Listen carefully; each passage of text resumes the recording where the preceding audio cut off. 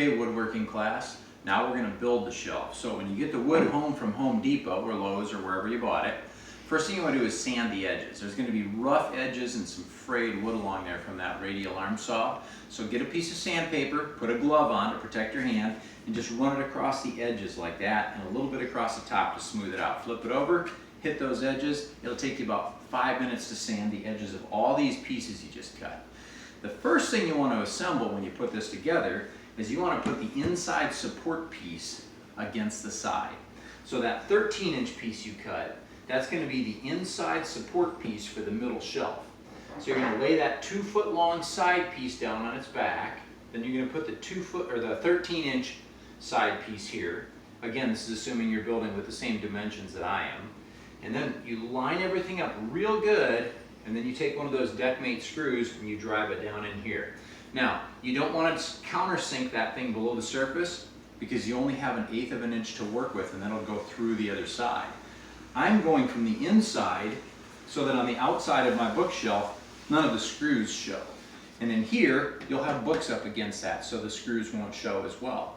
But you got to be real careful that you want to go slow all the way down there, so you drive that screw in so it's flush with this wood like that. So you're going to screw that into this side, you're going to screw that into the other side.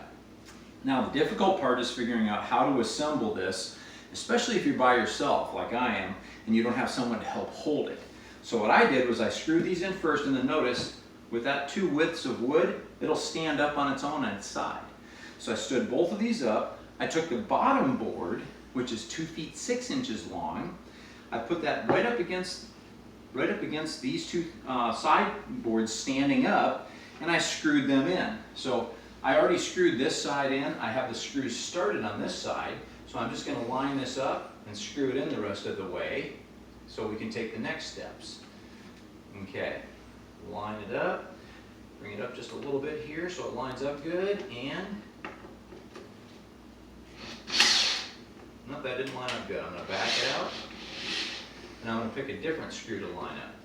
Now, I've got some padding under here to help keep it from scratching the floor up, so that can make it hard to get the alignment sometimes. So that, straighten that out, that helps a little bit. I'm going to just hold it up with my finger and put one of the lower screws in to get it started.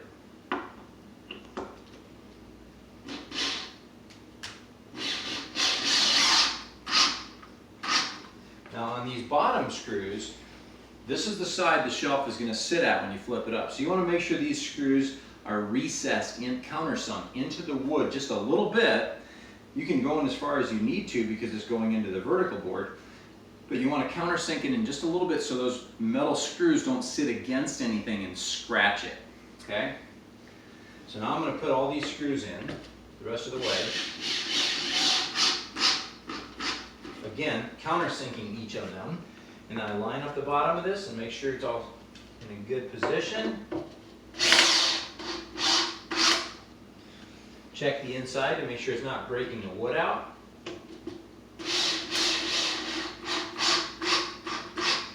Good. I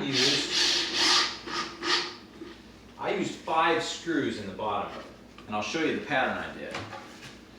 I set up the 5 screws so that I was going into the outside board, then the inside board, outside, inside, outside board, just to give it a little bit more structural stability. And then again, I'll take the sandpaper and smooth this out a little bit, and then just run my finger over to make sure all those screws are countersunk and they're not sticking out to scratch any of my wood.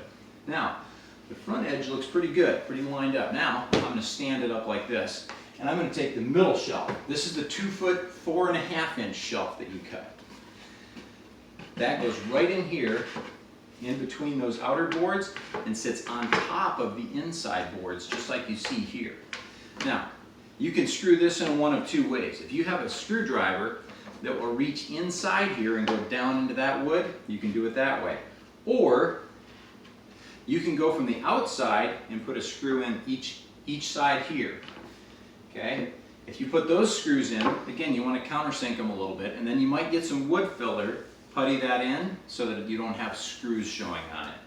But the wood doesn't always line up perfectly when you do this, so one of the things you have to do is put your first screw in and then squeeze it as you put the second screw in, or have somebody help you and squeeze that together to get the wood to actually come together right as you screw it in.